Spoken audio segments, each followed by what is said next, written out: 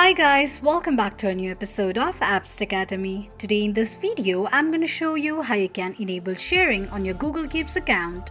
Keep watching the video till the end. To enable sharing on Google Keeps, firstly go ahead and launch open any web browser of your preference.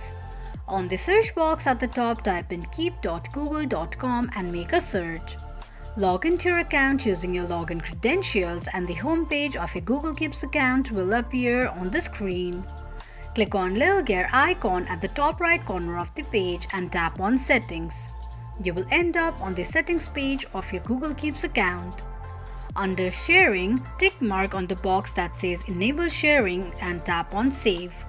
This is how you can enable sharing on your Google Keeps account quickly and easily just in few steps.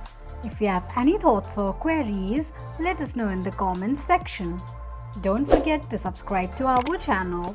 Also press the notification bell icon so that YouTube will notify you whenever we post a new video.